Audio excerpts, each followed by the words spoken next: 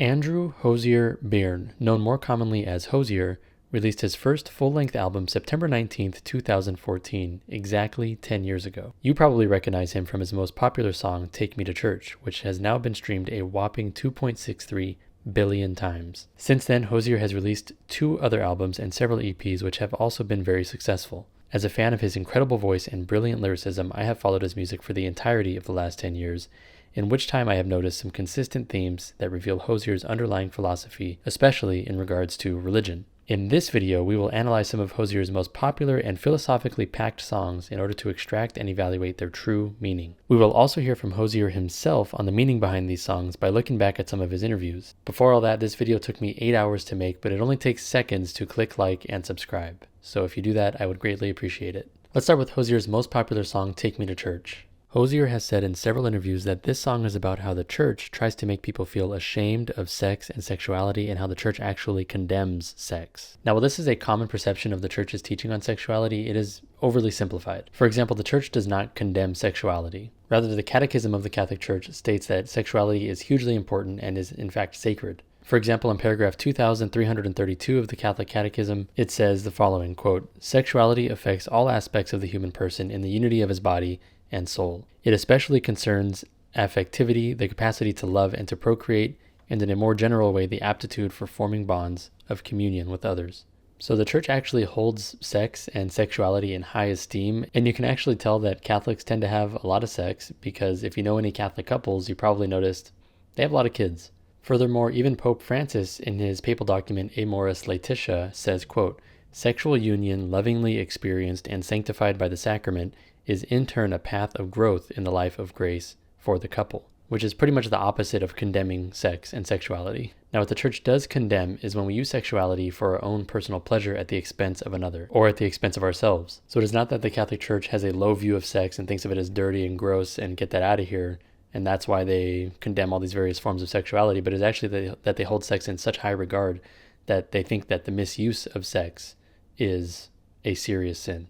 And look, believe what you want about that. Maybe you disagree, but the science does show that couples who live according to the sexual morality of the Catholic Church have happier relationships. They're more sexually satisfied. They divorce less often. This isn't just me making this up. I can show you the studies right now. So for example, a report published by Brigham Young University says, quote, "Findings in the report conclude that the number of lifetime sexual partners participants had prior to getting married was negatively associated with the overall satisfaction, sexual quality, emotional connection, and relationship stability in their later marriages." In simple terms, that means the more sexual partners you have before marriage, the worse off your marriage is going to be. Furthermore, a statistical analysis also performed by Brigham Young University showed, quote, "benefits enjoyed by couples who waited until marriage compared to those who started to have sex in the early part of their relationship." And what were those benefits for couples who waited until marriage to have sex? Well, for one, their relationship stability was rated 22% higher, relationship satisfaction was rated 20% higher, sexual quality of the relationship was rated 15% higher, and communication was rated 12% better. And I can go on and on. Live Science reports that delaying sex makes better relationships, study finds, and Psychology Today reports, quote, "Despite changing norms and perceptions, premarital cohabitation still appears to be a risk factor for divorce." All of that is to say, the sexual morality that the Catholic Church puts forth is not something they just pulled out of ancient history that has no place in reality today, that is just made up from some old men who are boring.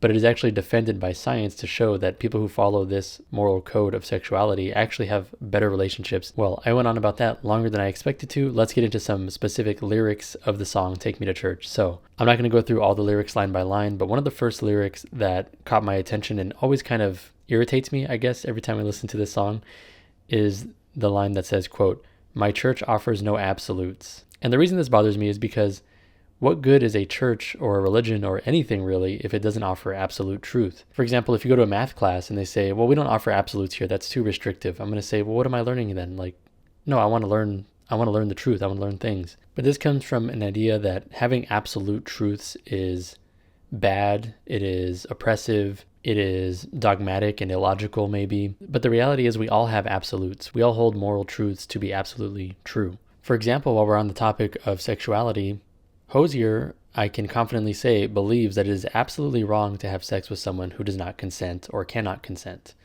I know this because in another song, he laments the celebration of quote-unquote rape culture. Similarly, Hozier likely believes, as most people do hopefully, that it is wrong to cheat on your spouse. So there are absolute beliefs that we hold around sexuality. That is not a bad thing, it's a good thing in fact, and we should all have absolute moral beliefs. Later on in the song, and it's kind of hard to read these lines without singing them because I know I've listened to the song so many times, so my instinct is to sing the line, but I can't because copyright restrictions and all that good stuff. So another line later on in the song, Hozier says, quote, "I was born sick, but I love it. Command me to be well." And this is a reference to a poem from the 16th century by Fulk Greville. And the poem is called Chorus Sacerdotum, and it begins as follows, quote, "O wearisome condition of humanity, born under one law, to another bound, vainly begot and yet forbidden vanity, created sick, commanded to be sound." So to break it down a little bit there, when he says born under one law, to another bound,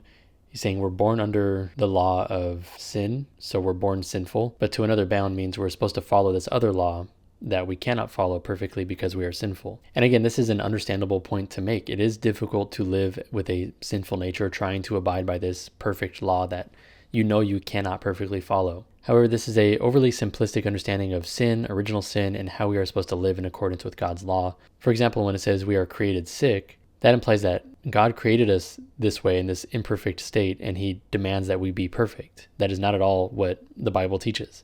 In fact, the Bible teaches that God created us perfect with free will, and the original humans used that free will to disobey God, at which point a sin nature entered into our being, and now everybody who is conceived with that sinful nature. And rather than God condemn all of humanity to eternity of separation from him, he provided a way to regain that union with him. And the way we do that is not by being perfect, but it is by accepting Jesus Christ as our Savior, getting baptized, joining the church that Jesus Christ founded, the Catholic Church, partaking of the sacraments like the sacrament of the Eucharist, going to confession, which we're going to talk about pretty soon.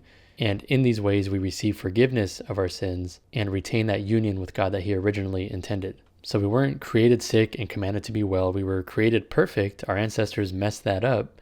And now we are given a way to remedy that through Jesus Christ and become well and become united to God for eternity. Now, like I mentioned, confession. So another line that always gets me in this song is when Hozier says, quote, "I'll tell you my sins and you can sharpen your knife." And the implication here is that priests use the sins of the parishioners to blackmail them or to shame them. But this is kind of ridiculous. For one, confession is anonymous, so the priest doesn't know who you are when you're confessing. It's a truly safe space for people to confess their sins and be reconciled to God by receiving forgiveness of those sins. In fact, priests are sworn to never expose anything that is confessed to them in the confessional. And in fact, in history, priests have accepted imprisonment, torture, and death rather than hand over the secrets of people that they heard in confession. I have personally gone to confession dozens of times now at probably half a dozen different churches, and I've never had a priest shame me or give me any kind of rebuke or yell at me or make me feel bad in any way. They're always very gracious and very nice, and they're always reminding of the mercy of God to forgive any sins, even ones that you feel are unforgivable. Now, the last line I want to talk about in this song is one that I didn't actually understand the meaning of until I saw Hozier explain it in his video with Genius, and that is when he says, "Drain the whole sea, get something shiny." Hozier explained in that video with Genius that this line has a double meaning. It could be interpreted as literally draining the entire ocean or as clearing out the Vatican, also known as the Holy See, and taking their valuable belongings. It is a criticism of the lavish beauty of places like St. Peter's Basilica, which Hozier argues could be used to help the needy. What Hozier might not realize is that the Catholic Church does do a lot for the needy. In fact, it is the largest charitable organization in the world. For example, in Africa, the church operates about 1,074 hospitals and 5,373 clinics.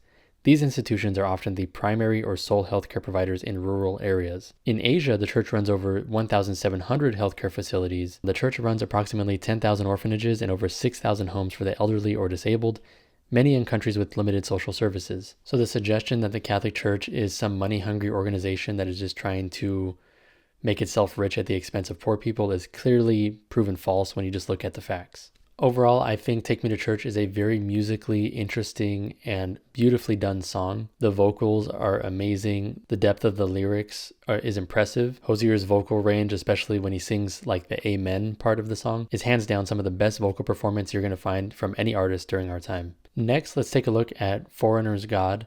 This is another song that if you listen to it at first glance, you probably won't catch what it is about. And that's what Hozier does so well, is he can make songs that have like 3 different layers of meaning, where it sounds like a love song, but really it's a commentary on politics, but it could also be a reference to some ancient poem or something. Like, it's really impressive how he does that, and this is one example of how he does that. And in a video on Hozier's YouTube channel, he explains that this song, Foreigner's God, is about not feeling comfortable in your own culture because you've inherited beliefs that you don't necessarily feel attached to or that you don't necessarily feel are true, which makes you feel out of place in this culture. And he explained that this is how he feels in his country of Ireland, which is a largely Catholic country, but it wasn't always a Catholic country. Before Catholicism came to Ireland, it practiced what is known as Irish paganism, and it is the loss of this Irish paganism that Hozier laments in this song. And we can see that in the first few lyrics of the song. So for example, the very beginning, verse 1 says, quote, "She moved with shameless wonder, the perfect creature rarely seen, since some liar brought the thunder, when the land was godless and free." And then later in the same verse, he says, "Still my heart is heavy with the hate of some other man's beliefs." So this sounds very much like Hozier is describing a time when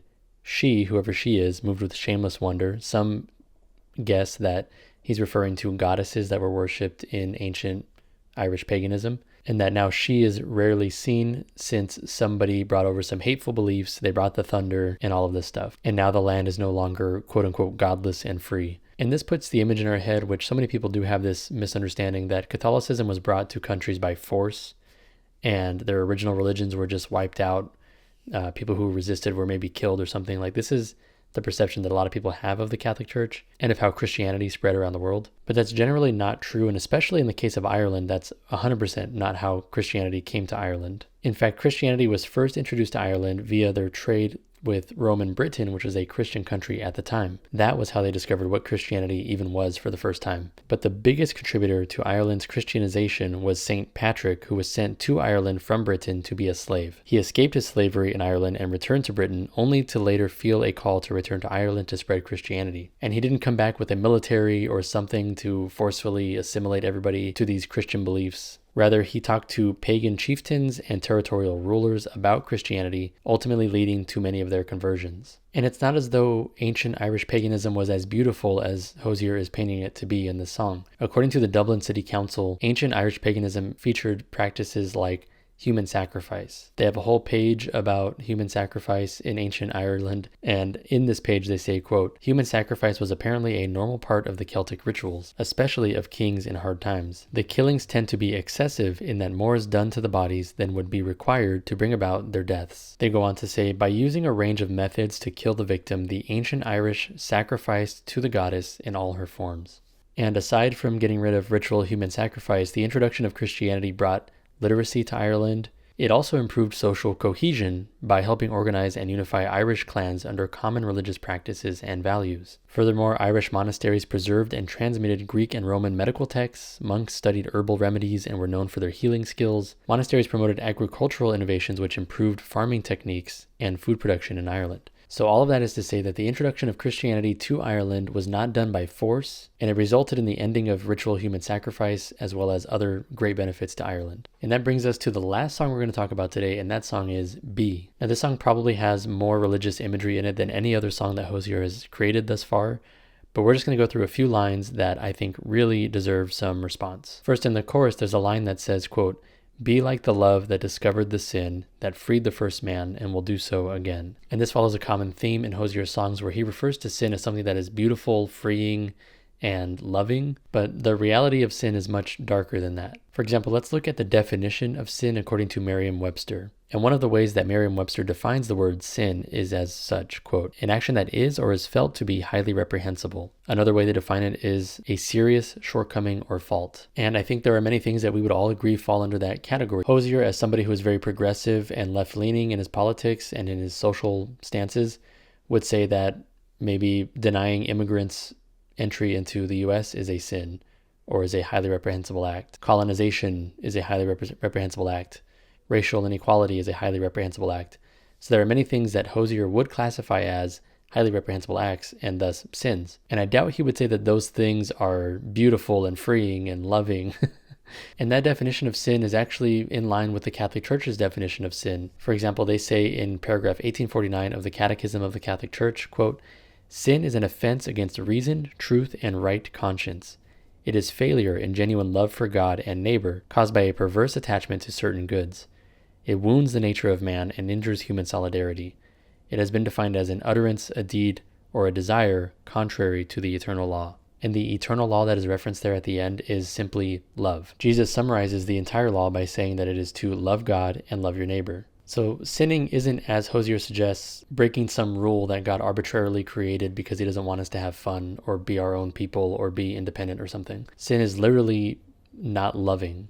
If you are not loving towards anybody, including God or other people, then that is sinful. That can take many forms. For example, you might sin against somebody by stealing from them. You might sin against somebody by lying to them. All of these things are considered sinful because they are acting without love. They're acting in contradiction to love towards other people. Now later on in the song B, Hozier has another line that says, quote, "When there is nobody upstairs to receive us." Now a lot of this song is talking about an apocalyptic event where the world is ending, and this, when there's nobody upstairs to receive us, seems to refer to when the world is over and when we've all died and we realize there's no God. Now I could spend a whole other video on this, but the evidence that there is a God and that God is the Christian God is very compelling, to say the least. In fact, there's a website I've discovered called saintbeluga.org. I'm going to link to it in the description, as well as all the other sources I reference in this video.